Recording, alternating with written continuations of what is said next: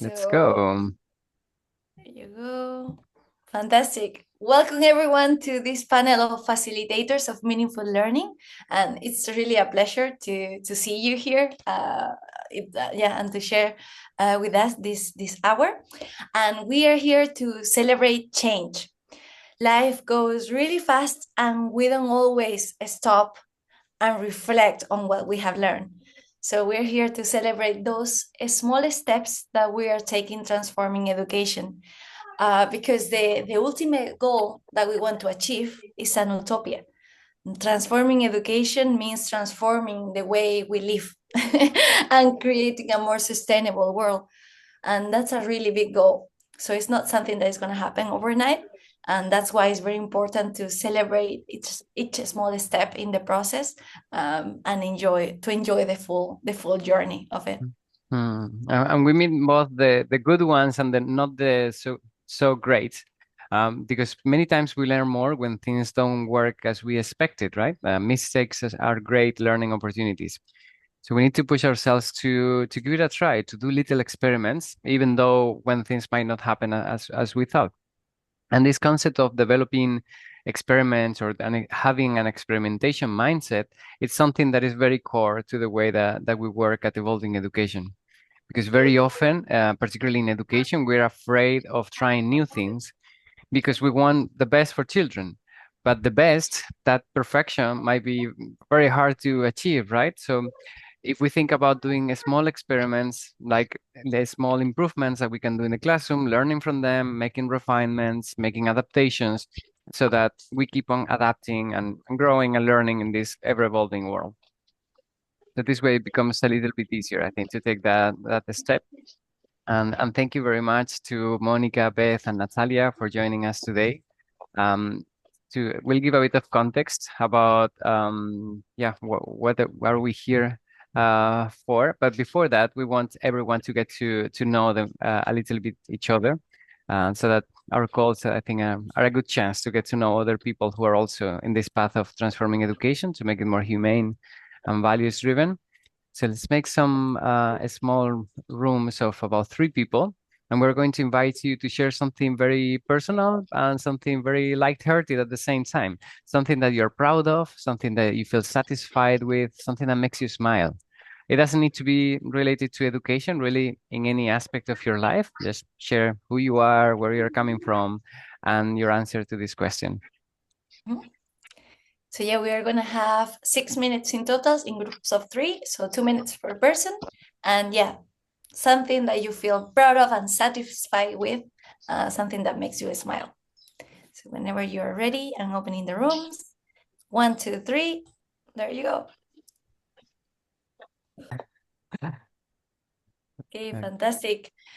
So yeah, I think that we are here to hear skibidi things and cherry things, and we are gonna have a really cool presentation now of, well, we're gonna do a panel with Mhm. Natalia, Monica, and Beth, But and maybe we're before gonna. that, to give a little bit of context, because today is kind of a celebration of learnings of the art of facilitating growth, which is one of our training programs.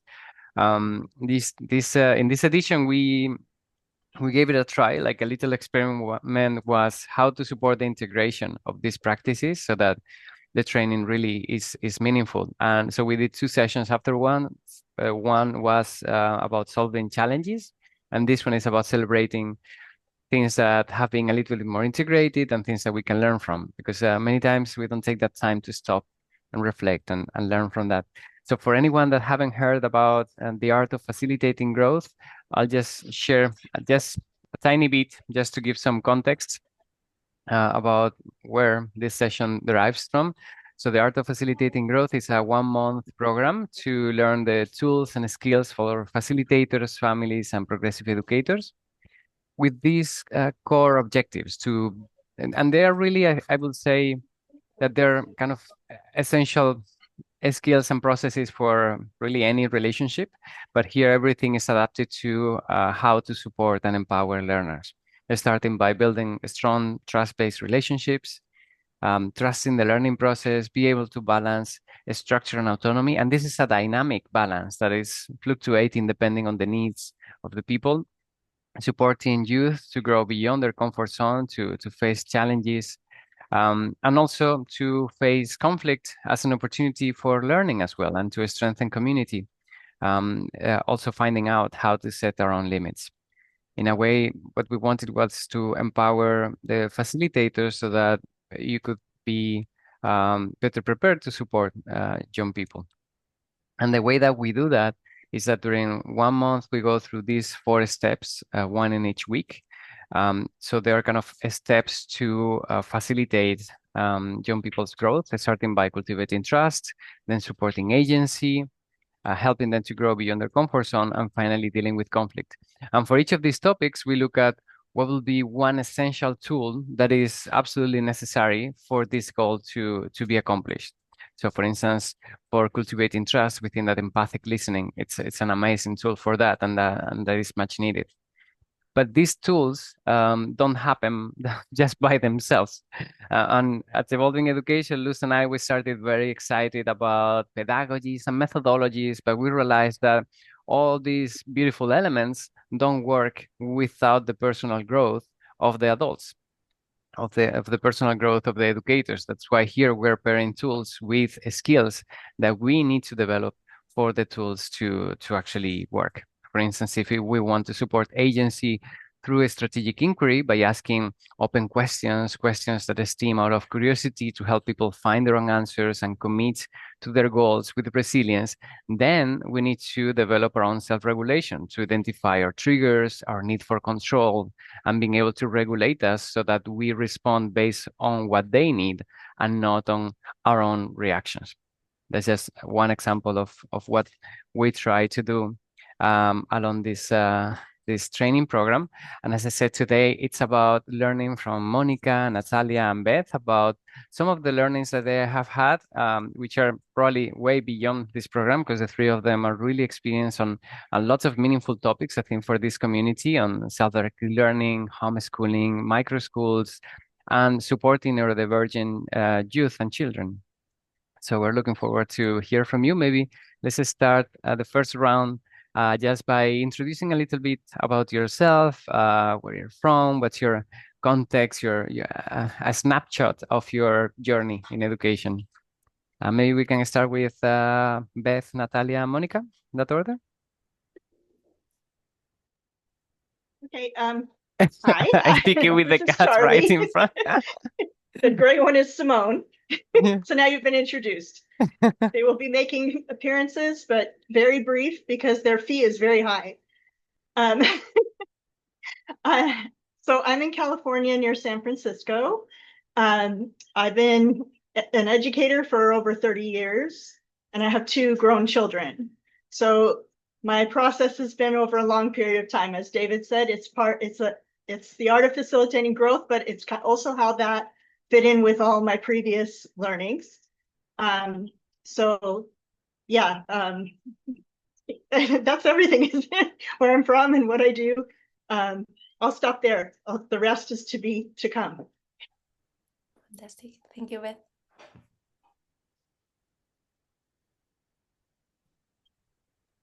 Natalia, would you like to continue? Sure. And we were talking like 3 minutes or something like that? Yeah, a couple of minutes of introduction. Yes. Feel free to Sure. share as you wish. Okay, so I am Natalia. I am from Ecuador. Ecuador, and sometimes I need to clarify, is in South America, and the best way to know where it is by the equator line on South America. And I was born there, I grew up there, and it's only just recently, a few years ago, that I've been living in the United States. I'm right now in Tucson, Arizona, in the United States. And it's been a journey, not only physically, but mentally, like all these processes, right? So for, let's say, probably close to 20 years, I've been involved in different aspects of education, but since 2000, I was trying to think of 2011, 2012, I got very involved in alternatives to education, and alternative education, but also alternatives to education, trying to think of something like even bigger and trying to change the view that people tend to see education as a whole. And everything, of course, starts with in my case, with my own kids. So I got very involved with homeschooling, and homeschooling as a way to find different ways, and knowing that school is not for everybody, and also knowing that there are many different ways also to do homeschooling even, So yes, I started with some other groups of families, this group in Ecuador, in which we walked together this path, because it can be very isolating, scary when you do something like that, especially in Ecuador back then. It is different now, but back then it was hard. So because I wanted to find more families, I started a blog and a website, and then from nowhere, more families started to write and tell me things and ask questions, and so we grew together with all these families trying to answer these questions. And so I learned from so many different things, but mostly from my kids. I have a 24 and a 14-year-old. My 14-year-old has always been homeschooled. And when my younger one, we were already in the States, they started to, like, his friends' parents started to they were all homeschoolers, but like, I think, what do you do with Joaquin? Like, can you please like tutor our kids and blah, blah, blah. So things have started very organically. And I ended up with a small group of neurodivergent kids that talk about skibidi all day. So I know the skibidi thing. And yes, and these fun kids that are so amazingly like curious and fun. So that's where I am at now. So I'm going to stop. That's the context. Okay. Awesome. Thank you. Mónica, would you like to? Fantastic. Well, if I'm from Ann Arbor, a lot of you know. I grew up in Western Pennsylvania, though, and came here to go to graduate school. And I've been working in different forms of education for over 40 years. So all the different kinds. I mean, everything from a very short stint in public school to Montessori, to alternative, to self-directed learning. And as everybody said, my kids were some of my best teachers. I mean, each of them are different, that's for sure. What works with one doesn't work with another. So kept helping me grow. And then I think also I've been around disability for a long time. My sister has a mucopolysaccharide disorder. So I've been around that. One of my kids has a brain injury from a car accident at 17. So we got a chance to see how people relearn things. But I think the chapter I'm in right now is working with neurodivergent kids all over the world, which has been lovely. And I've worked in two big programs. And I just have seen, I've worked over the years, everything from infants, because I have a child development degree. I worked with infants, kids in hospitals, through my old parents' becoming aged, watched brain injury. And I just began to notice there's some core things that we talked about in the course that cross across the ages. Yes, there's developmental differences. And I think Montessori was probably one of my biggest mentors, because that was my introduction to more personalized kind of learning. I've kind of gone beyond it now, but it was a wonder, and also a big influence at that kind of age of, like, 19, 20, 21 was, I don't know if any of you are familiar with Mr. Rogers here in the United States. He has a TV show. Yeah. I grew up with him because he's from Pittsburgh, and his mentor is Margaret McFarland, who's an amazing neuropsychologist. She started my child development program, and I learned about observing kids and observing for learning.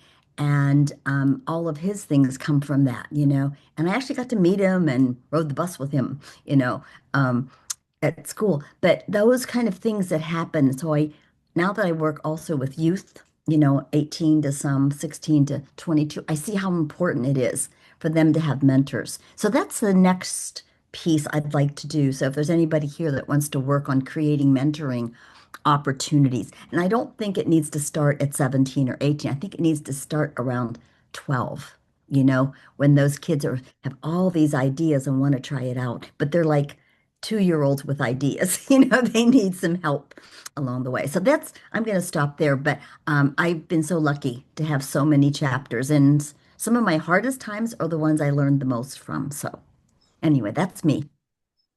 Thank you, Monica. Fantastic. What a super cool introduction from all of you. And now it would be amazing to hear some of those tools or practices or even the mindsets that have been really significant for you. And something really important here is how have you applied in your context?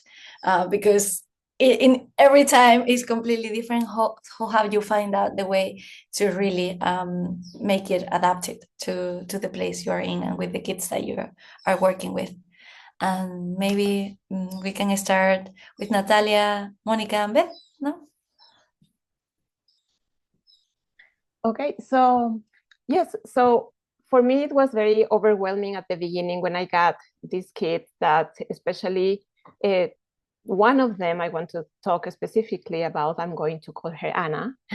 And she came to me traumatized about the school. Like she had these crazy, scary stories about things that happened to her in school. And being like, for her being an autistic, just diagnosed recently, and that she was just starting to understand all these misunderstandings, like the social misunderstandings and so many things and dysregulation. And that's how she got to me. And it was very overwhelming. Like there's a bunch of things that you don't know where to start. So it became very clear to me that after a couple of months of working with her, I needed to find a tool on how I can move forward, choosing something that I need to focus on. And that's when I decided to, so in the art of facilitating growth, there were so many interesting tools, but there was one specifically that it was like the clue for me. And this tool is like the reflection guide, support commitment in learning. And it has to do a little bit with feedback in a way. And it gives you a little bit of that growth mindset, but also it gives me a path, a road, or like, where can I move? So, and it's I like because it's very visual.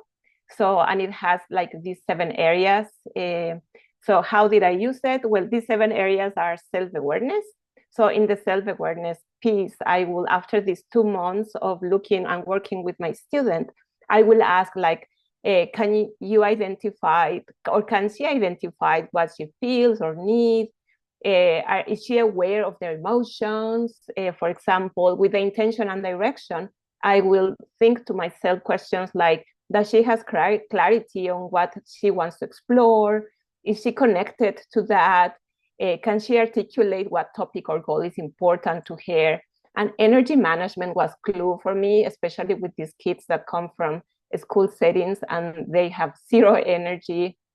And in the case of autism, they come with autistic burnout. They are so tired. So can they recognize their own rhythms? Can they distinguish between being tired or unmotivated and things like this? And organizational strategies, for example, how can, like, was she creating a way to organize her time and space? Did she, like, was using reminders or rituals? Or what tools was she using for this? And then this piece is very important, which is emotional regulation and embracing mistakes. And the questions that are in the tool is, how does she react when something doesn't work out, for example? These are kids that tend to get into frustration very easily, and they are perfectionists in many cases. So to get out of that can be very difficult, and to reconnect with their emotions. And very important to know if these kids are having a support network also. So do they have people to whom they can share successes and doubts and frustrations? Do they know how to ask for help, for example? And so this was an important clue also. And then review and adjustment. And this is if they take the time to even reflect on their own process, right? Do they allow time themselves to change a strategy when something is not working? So this was very important for me. So in the case of the student I'm calling her Anna, it worked like this. So this was very useful for me, because after making these questions to myself, and you can ask the questions to students, of course, or you can ask the questions to the parents. You can be like a team and see what works best. But it was very clear to me that the energy management and review and judgments were areas that I really need to work with her. And I was able to talk to the mom and also of what the next steps were, right? So maybe I stop there, and then later we can talk about some of the guiding questions that I was able to later think also that will help me also to continue.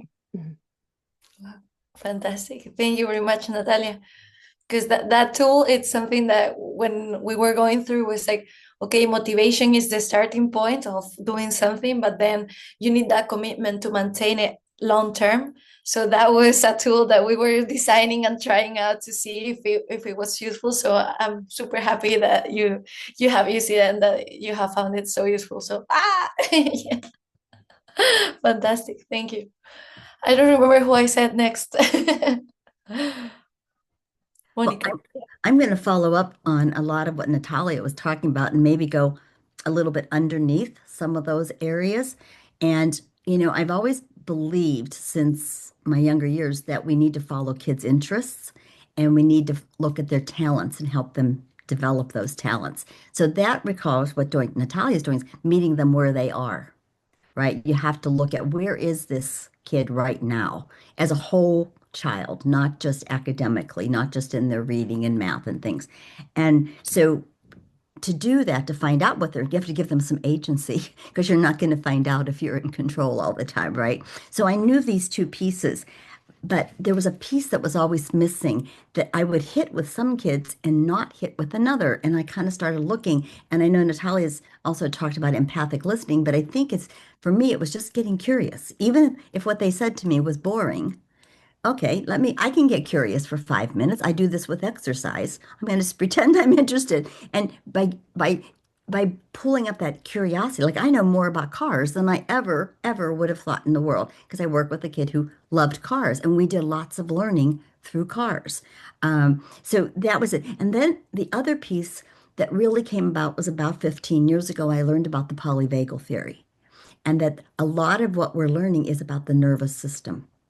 And we have three parts. We have neuroception, which is like operating below your consciousness. And it's your nervous system saying, is this safe or not safe? Safe or not safe? And one of our jobs is to be able to meet that kid there and say, okay, yeah, my neuroception doesn't get triggered by that, but this kid's nervous system does. And it's basically kind of for those of you who travel, the TSA agent, or you're like the virus scan is always working. So it's not like you're going to turn it off. So the other part of the polyvagal theory is the three states. One is what we call ventral vagal, and that's where I feel connected with you. Okay. I feel connected with the world. I feel connected with myself. And we don't stay there all day long. Okay, the other part is fight and flight. And we all know about that one. And then there's a third one called what we call dorsal vagal, and that's like shut down. But there's a positive dorsal too, like when you sleep and rest and recover. So the ability to move on these three elements were so important to me, because when I became aware of my own regulation, then I can also meet the kids where they are. So that was a big piece. And so basically the term I use is called felt safety. It's kind of the soil for all this learning. If we don't have felt safety, we're not going to have real learning. All right. We might, they'll pass the test, they'll do all that, but they won't have it. So that's kind of the boots on the ground, of how do and it is empathic listening, and it is getting curious, and it is creating a safe learning environment, so that the children, so these are kind of my pillars. And the word I use a lot is I'm not asking kids to self-regulate. I'm looking to co-regulate. And we talked a lot about this. And co-regulation means that they get to borrow my calm nervous system when they can't. And then we also have to teach them how to co-regulate with their own bodies. And we know the biggest one is breath. So you got to find some fun ways for kids to work on having that long exhale, blowing bubbles, all those kind of things. And that learning's not just the cognitive stuff. And if you guys have seen the learning pyramid, where you've got sensory at the bottom, look it up if you haven't. If you're curious, I have some visuals of it. But it's that idea that we can't build on a house of sticks. We've got to have a firm foundation at the bottom. And safety is the thing. Babies, when they cry, when their mom comes, they cry and they have catastrophic reactions. But over time, that felt safety. Okay, I hear her steps. She's coming. I smell her. And that over and over again of that. Now, and we're not perfect. We've all let our babies cry. But that kind of thing. And we do it with other kids too. So we become that sturdiness for them. So the facilitator has to be that steady figure. They can't be going off with them. Not that we don't meet them with their excitement. And so we connect anytime before we correct, right? We've got to connect with that child. They need to know. We have to hear their perspective. You're safe. I'm here. We can get, and especially when they're, having a meltdown. The other one is not to ask why. Just get curious. Get curious, because why is putting them on the point, I call it. We're not likely to. And then just kind of modeling your own vulnerability, your humbleness. We don't have to have all the answers. Let's figure it out together. I think that's we're all a work in progress. So then it becomes okay to make mistakes, right? I learned Minecraft and the kids just laughed. When I was a self-design learning community and we created and Mónica can't walk up the steps. It took me forever to be able to get my little thing to go up the steps. They built me a house. They did all this. Mónica, the zombies are coming. Oh, but it was, and they built a coliseum out of all those blocks. So I think those kind of things that, I think someone's going to talk about strength-based inquiry, and we use agency as a way to regulate lots of choices and less imperative language. I learned about declarative language a while back. It's really helpful. And then observation over judgment, right? Really, we have to observe instead of coming to a conclusion.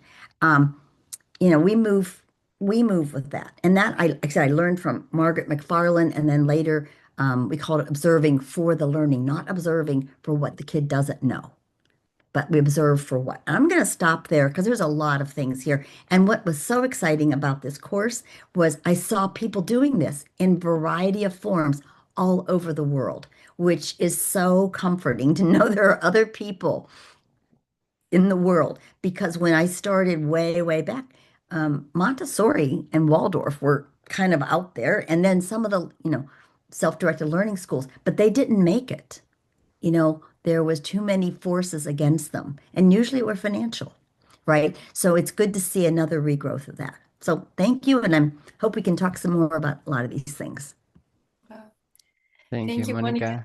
Mónica. And you brought back, I think, the really importance of well-being for teachers, is using a different word, but educators overall, like you mentioned, a lot of co-regulation, being balanced, being able to show vulnerability. All these things require us to be well, right? To take care of ourselves. And it's something that lately we're putting more and more emphasis in. And some of you might have participated in the end of year meditation challenge we did, because it was like we want to help people to, because it seemed like everyone we spoke with was super exhausted. It's like, how do we help people to end the year kind of in a positive mood and rested and balanced? And it was just a little action in that direction. Yeah, let's hear about Beth now. Okay, so I'm going to go back to just a few experiences that I had in the past, just to show how they connect with what I'm doing now. The first one was when I was in high school. I actually got there I went to a public school for 7th grade, which, it was like 7th and 8th were separate in those days. And I hated my school. I hated my life. I was really miserable. It was a really bad place to be. And so I was basically a school refuser before we had a term for it. I probably missed more days than I went, and I'd always been a good student. So it must have baffled people, but my parents knew, because I told them, like, the quality of the teaching was not good. The other kids, I couldn't find a single friend who was there because they wanted to learn. So I felt like I was by myself. So we went looking at private schools, and I ended up doing high school at an alternative setting, a private school. They call themselves progressive. So they're not fully self-directed, but they're very much focused on internal inquiry, thinking about your past conditioning, questioning everything that comes to you. Like, don't just take, somebody tells you, oh, this is the thing to do in life. Don't just take that, like, question it, think about it, get your own information, you know, and don't just become like a robot of society kind of thing. And so we did academics, but we did them through a lot of discussion about the big points. Like if we were studying history, we weren't like memorizing dates. We were talking about why did the Revolutionary War happen, and what were these people thinking? What were these people thinking, and stuff like that. And as far as discipline, it was the same way. It was just we would go on a field trip maybe, and some kids would be acting up, and when we got back, we'd sit there and we'd talk about it. There was not like a consequence. It was just, well, what were you thinking when you did that? What do you think about it now? Do you think it might have affected these people who were there in the room with us? Do you think, and just get you to see what you had done? Because sometimes teenagers are just, everybody's looking at me and it's all about me, and they don't think about how their actions are disturbing others around. So it was just a really amazing experience to go to that school. And I don't know if I hadn't, I don't know if I ever would have even become a teacher. So that was very influential. And then fast forward to when I was in the classroom in public school, mid-90s, I had seen a teacher use Jane Nelson's positive discipline, and she was doing class meetings. And I was like, when I get into the classroom, I'm going to do that. And I started my very first year telling the kids, I don't believe in punishment. When we have problems, we're going to discuss them. And I couldn't bear that out 100% because I was at a public school and certain behaviors are just over the line. And, I had to send kids to the office. It was a pretty rough area I was teaching in. But we had a lot of success with teaching the kids the skills to work out their own difficulties, to where sometimes they were able to do it on their own and not even come to a class meeting. And when you start the year, it's all tattling. It's all, oh, he did this. Okay, what does that have to do with you? Nothing, that kind of thing. And so, so I had those two foundations that really fit in well with all of this. And when I became a parent, I got more into positive discipline. I helped open a public school that was positive discipline certified. I helped train all the parents and teachers in the beginning for the first few years. And then there was my kids. So I was trying to raise my kids with the positive discipline method. And of course, when I got into this school, I realized I better be on it because I was the model.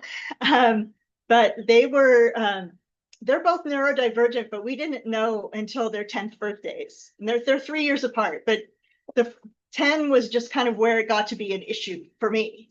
And so people had pointed things out to me before that, but I was like, no, I don't see that, let's wait until there's some kind of issue.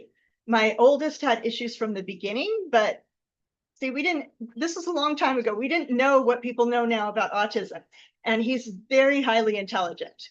So other people would tell me, oh, he can't be autistic if he's got a high IQ. Oh, yeah, I was getting all these mixed messages, and I didn't really know what it looked like. But when he was 10, he was finally diagnosed. And then my younger one, I think he just has ADHD. He was originally diagnosed at 10 with autism and ADHD, but I really don't see the autism in him, but he is very, he's like here, there, and everywhere and forgetting things kind of thing, even though he's responsible now, he's almost done with college and he manages, but he's always like, where'd I put this? Mom, calling me, Mom, did I leave my hat at your house? Stuff like that. And so that's him. So he had his struggles as well.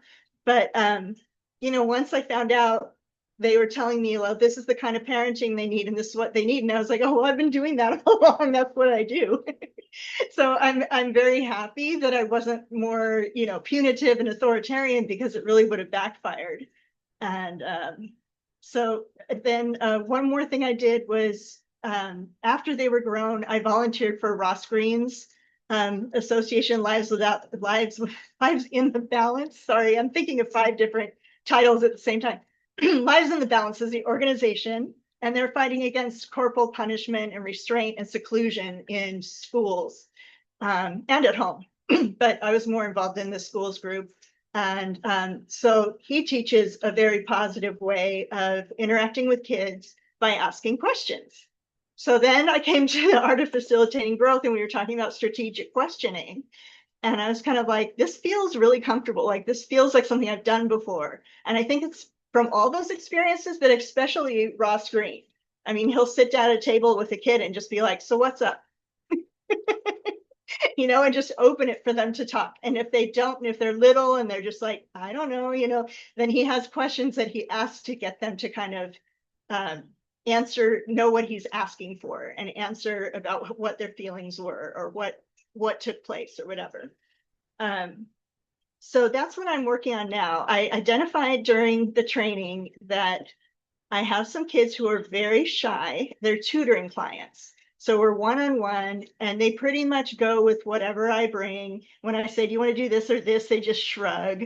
Sorry, my cat's got her claw on me. All right. So I was thinking, I keep stepping in because they're so quiet. I keep going, well, do you want this, or do you need help with this?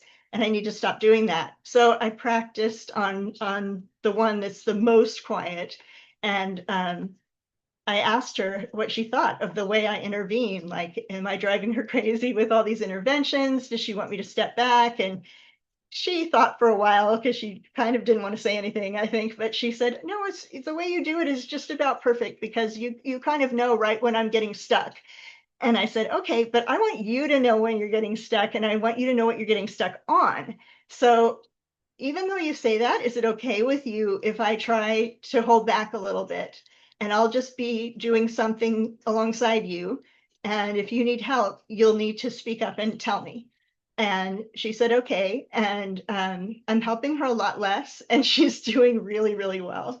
She was taking a writing class, and I usually don't work with high schoolers, but she's in 9th grade, and her mom was like, she still needs you for the writing. She still needs someone to check her writing assignments and stuff. And she did this literary analysis essay on Great Expectations. She hated the book, but that was the assignment. Her essay was phenomenal. I mean, it was definitely college level. I didn't have to, a couple of things I had to, point out. But other than that, I mean, if she hadn't fixed them, it still would have been an A+. I was just trying to think of something. I noticed one place a couple of words were repeated, and I was like, well, you could switch this to this, and then it would not sound so repetitive. And she was like, oh, yeah. But anyway, so I think she's gaining some confidence. Especially since I'm not rescuing her. And so that was one example. And, I'm just trying to bring it to all of my students to not just say, okay, now we're doing this, but to be like, okay, here's some things that I brought. Which one would you like to do? And those who are more outspoken will tell me. And they'll even tell me, I've had enough of this particular thing. Can we stop now? And what I was relying on before was my instinct, which, like she said, my instinct is pretty good, because I worked with a lot of kids who are neurodiverse, and sometimes they're very shut down, and they don't really want to speak. They'll start working if they think, their mom really wants them to or something, but they'll do little bursts and then they'll stop and they'll just look down. So I got kind of used to saying, okay, can you tell me what you need? Can you tell me what you're feeling right now? Which can be good. But when they're just a quiet person, I think it's good to kind of bring them out a little bit. And so, I have another boy I've been working on just little by little for years on that. And he's starting to speak to me a little bit instead of just pointing at the screen and making a face. Awesome. So Thank you. was that everything for this one? Okay.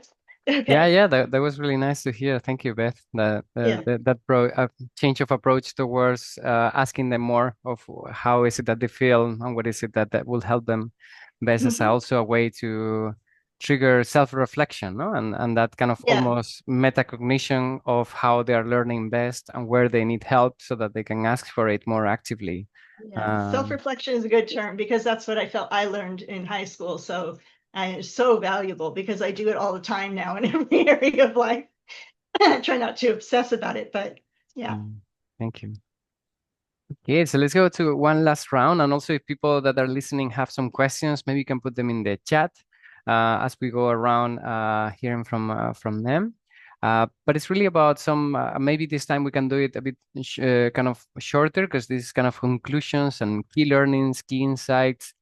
Even if you think of recommendations for or suggestions for people that resonated with what you share, if they would like to use a similar approach, what you would recommend something in that lens. Yes, so maybe I think maybe it could be Mónica, Beth, and Natalia this time. I don't know if we haven't used that order yet. I really appreciated everything that Natalia and Beth shared because all of these are the components, and when I look at the situation, I look at um, how do we put it all together to work for this kid and for our relationship and for our group. And it usually starts with ourselves. And so, as adults, we have to look at our strengths. You learned a lot, Beth, by those years in an alternative program. And I actually had a similar experience. Just for a semester, I was in an self-directed program for a semester, and we got to learn anything we wanted to. And it gave me that little bit of a taste of, our AP teachers were so annoyed to have these kids, leave their class. But I learned, I don't remember anything that I studied, and I actually reconnected with a couple of people from high school who were in that program, and some of them really remember studying racial injustice. I studied a lot. But then when I did my strengths later on, my number one strength is learner and input. So I like to learn a lot of things about all those kind of things. And then I learned ideation and connection and individualization. And so it's a perfect match for what I do. Kids don't fit into regular school, and we figure out learning things. So I think everything Natalia said, working with her own kids, there's trauma. And we need to look at trauma not just as the ACEs, okay? Because those are definitely there, but there's other trauma. And it can be medical trauma. It can be trauma from being bullied at school. It can be trauma from being chronically. I've worked with kids with Lyme, and it really impacts their learning. So I think all of the things that we're talking about, but if we have some of these core principles of, we put them up before trust, we've got to have trust. We've got to have agency. We need to start looking, and Montessori taught me, we've got to start with where the child is. It doesn't matter what other people are doing. We got to meet that child where, and that parent too. I loved the parent education piece, and I don't think we do enough of that. And I have really appreciated being able to incorporate reflection. You don't know your own growth unless you reflect, right? And for a 5-year-old, it's yes, I did it. I go, that's awesome. So reflection doesn't have to look like this long thing that, a school assignment, but we want kids, and I can still remember Montessori people saying, don't you have a snack time? I go, well, no, we kind of want them to know when they're hungry. How are they going to know when they're hungry if they only eat on my schedule? But what if they want to eat right before dinner? I said, well, we could give them a carrot. We could, but I think there are solutions rather than this is snack time and this is when we eat. And I have 3 kids, grew up. There are times when everybody needs to eat at the same time. So this is not like a 100% thing. And then, we have to learn how to manage conflict. And I did discover nonviolent communication quite a while ago. And I like, I'll have to find it. Respectful parents, respectful kids was a big influence. Something classroom. No blame classroom was another one about 25 years ago. Those really helped me. But the one I forgot about, I went to a conference or a webinar. There was a guy named Thomas Gordon back in the 70s. He did parent effectiveness training. And there's some of the foundations. Is it my problem? I heard someone else say, is it your problem? Is it our problem? Because sometime with all the tattling, that's not our problem, you know? So I thought a lot of what I've learned came from that. I didn't remember where I learned it, but that's the kind of thing that when you get to use your learning, when you get to use it, then it's yours. You own it. So we want kids to own their learning. I hope that helps a little bit because I learned so much from everybody else. And just in becoming partners with the kids in learning, becoming a partner with the parents, those are important concepts that we ignore right now in education. So Thank you very that's much, all I've got. Monica. Beth, what would be a key insight or recommendation that you get? So the main thing sorry, it's very early in the morning here. My voice is like, why are you talking in the middle of the night? um, so my main focus right now is that I want to start a self-directed program. Because of where I live, it's physical space is pretty much impossible. I have a very tiny space where I live, and that's about it. It's very expensive. So I'm starting an online program. Originally, it was going to be for neurodivergent girls, but when I shared that with people, they were like, whoa, that's a really small pool to draw from. I think there are a lot of them, but as far as neurodivergent girls who are homeschooling, who are also interested in something self-directed, or their parents would go for that, I don't know. So I decided to open it up at first, and it's just for everybody. It's age-wise, though. It's 9 to 12, but it can be anybody other than that, other than the age limit. I want them roughly in the same age range of the preteen kind of stage. And so what I'm learning is I want to guide them. It's kind of like Monica said with mentoring. I did a mentoring job at one point in my homeschool teaching career, and I really enjoyed it. There was a lot of like meeting with the kids one-on-one and talking about how things were going and what their goals were, and did they feel like they're progressing towards those goals and things like that.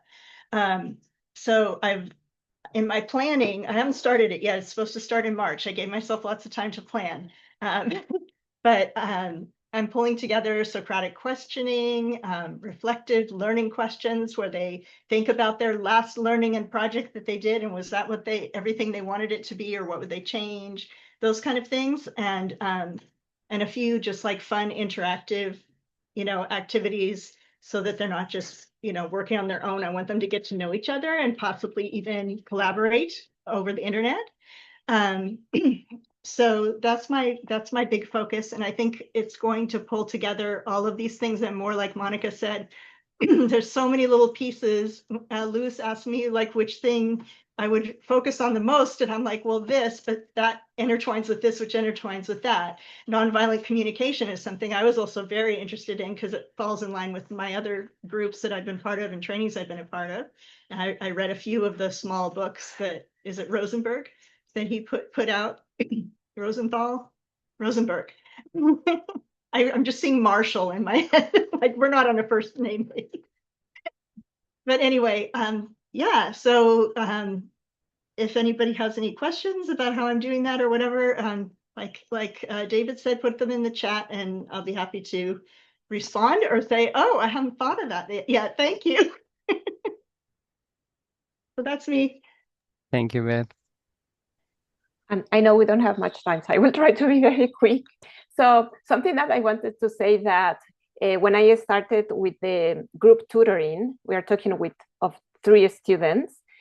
Something that was clue for me to understand is that I need them to move because they were in a state of like not doing well. So just like include anything like that. So especially if they come from a very structured educational setting. So I don't know if we do, like, we always are like reading a book, they're reading a book on themselves, but then we do these book discussions while we're in tutoring. But for that, I will just let go and walk the dog while we discuss the book. Let go, I will drive the kids 10 minutes away to the national park that we are lucky to have here. And then we bring our little reading comprehension article that we are to do, and we take that to the national park. And we take with us also all our art things and things, so they start to really develop this idea, like there is another way where I can find and feel safe. And now I can be free to really start to try to learn and see how that feels like. So it's like try to bring memories to your body that you are in a safe space, and now you are ready to learn and to really be open and to really to understand who you are. And so that's been something very, very useful. And I don't know, we don't have time, but I will quickly just put the questions that was very important for me that I found in the tool. So I could actually, by answering them, I will have a clearer way of where I need to move from there after making these very organic observations. And something that for me, it was very clear to start at the beginning with parents especially, is to tell them, I'm not here to prepare your kid for the academic part or for the kid to enter university or to apply to high school or anything. I am here to bring your kid back to that who really or she is, like in reality, right? Like I want them to feel safe again and to be themselves and feel like happy on the way they are at the moment. So that was also very important for me. So then my head will not be stuck like I need to make them learn this thing or this other thing. But no, with that, I had more freedom. And it is true, not all parents are willing to do that. But imagine sometimes there's desperation on these parents when they see their kids really suffering. And that's when they say, I don't care about the academic part. I just want my kids to be okay. So yes, I probably will end up there. And yes. Thank you, Natalia. Yeah, for sure. Like the body part also, it's something that also for us as facilitators, it really helps whenever we are stressed or we cannot support. Then there is, I was thinking about this sentence of when the mind cannot lead the body, then the body can lead the mind. So we can use the body to actually shake it off or forget, like try to process and release the stress or whatever is inside us. Or just walk, as you were sharing, just walk really helps in that breathing and so on. So yeah, the body is part of us. No, we are not only working with the brain. And we got one question, Luz, before I concluding. didn't see. I know Yeah. that we have passed the time, but I think it's nice since we got people that have specific questions. So it's over there in the chat. How can we help regulate the regulation of children that are living trauma in everyday life? It's a super complex question, and I'm sure that depending on the context, it's going to be very different approaches.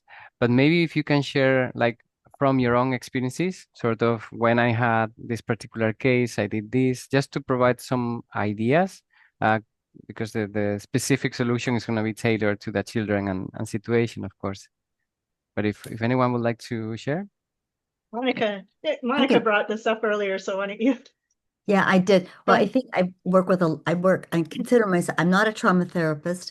I am a play therapist also, but I'm not a trauma therapist. However, children bring trauma to you, so you don't refer them out, you know, for a wait list of 6 months, right?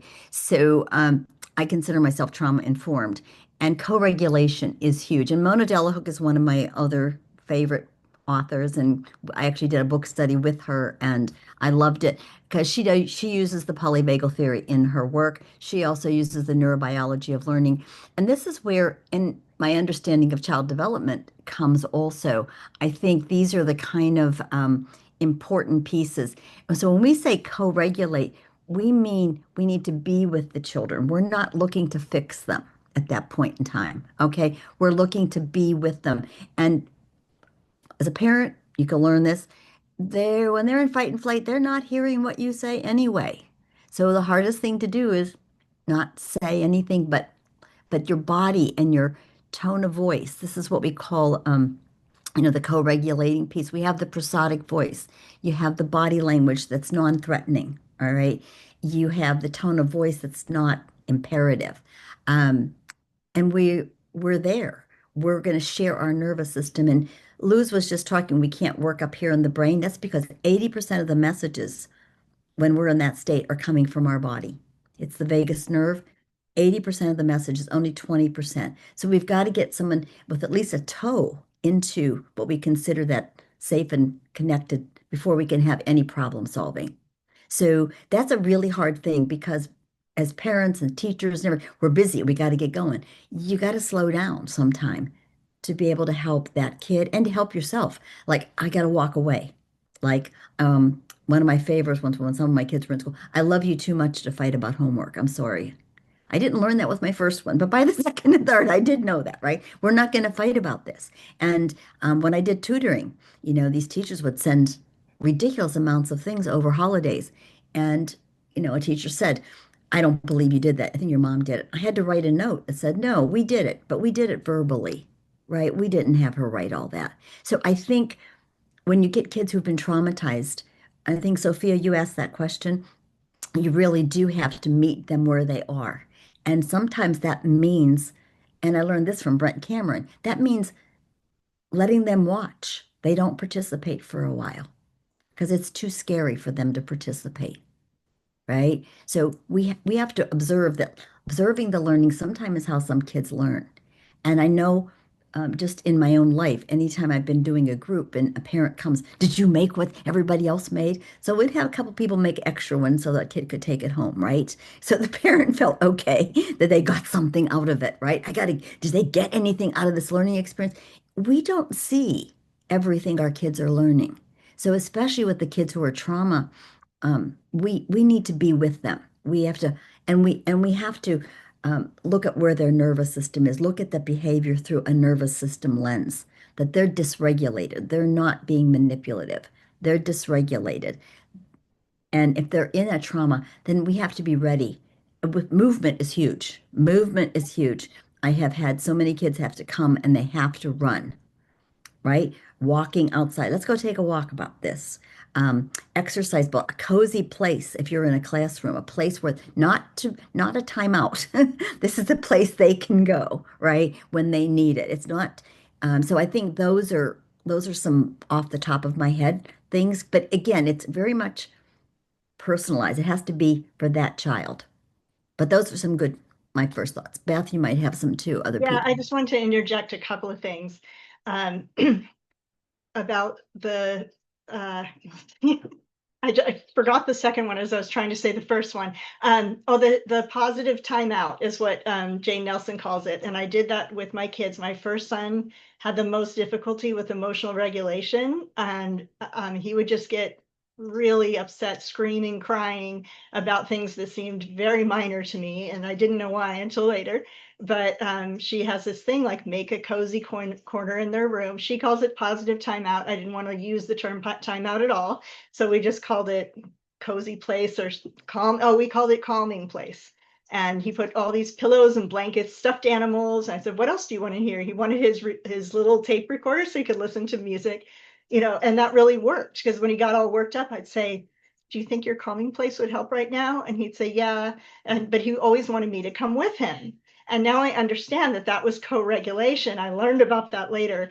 My other point about co-regulation is if they're just really frenzied and they want to be closer to you or you feel like that would help.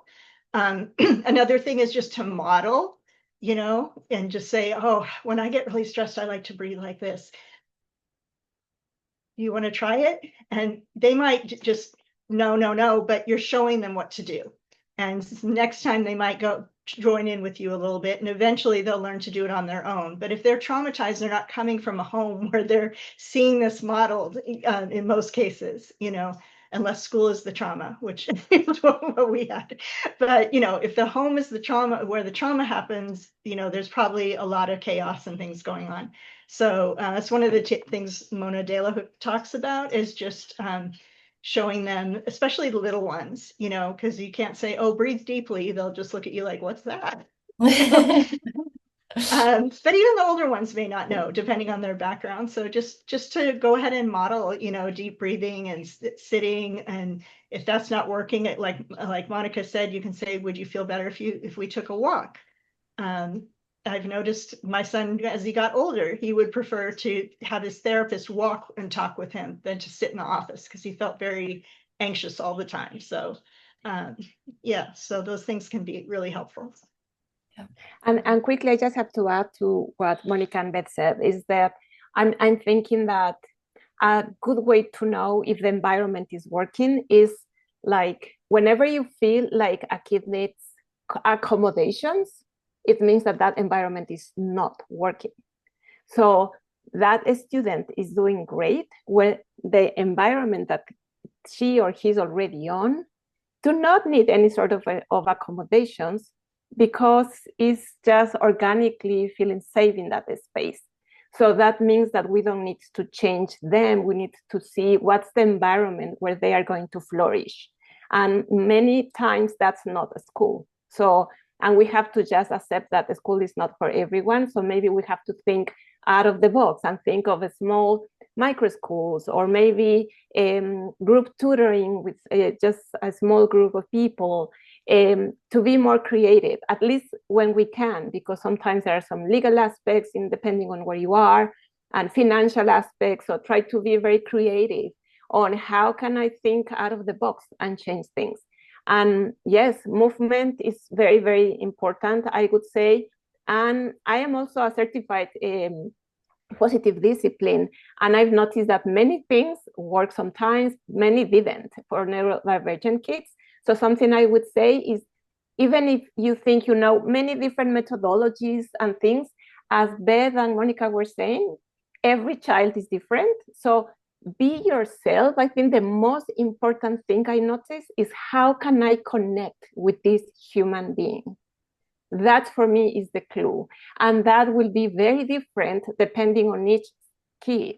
So trust yourself. You don't need to change anything. You have to be, of course, calm and safe. You have to also feel safe and be in a good state where, by being authentic, you can connect with a kid. And it could happen that maybe you will not be able to connect with a kid, and maybe that person with that kid will need another mentor, and that's fine too. So we have to also accept that and find and see what our things and the things that we can do, and everything else is fine, and we can just let it go. So I will end up, yes. Oh, fantastic. Thank you very much, Monica, Natalia, and Beth, for all this sharing. It has been amazing. I hope that everyone has enjoyed it also. And as you in the chat, the contacts are there. So if you have more questions, or if you want to connect, please do, because this is what it makes us stronger, is those connections that we are creating between each other, and learning from each other and supporting each other. That's the purpose of the community, that we are nurturing and exchanging things. So thank you very much, everyone, for coming. And something that I would like to conclude with is that if we decide to believe that the world or the educational system or the school cannot change, that's what will happen. They won't change. But if we decide to believe that society functions as a network in which we all have decision-making power, suddenly many options are going to open up. So now the system is not something that is out of our control, but rather we are making that system. We are making our society. So if we are changing, if you're changing your class, if you are creating a new learning center, or if you are raising your children in a different way, you are changing the system. You are changing the world. And that's what we need. So today we have had many options for change, and many people are already making this transformation possible. And something really important is that there's not going to be one solution that works for everyone, but there are many tools and methods that we can use and play around and check and try to keep learning and supporting youth.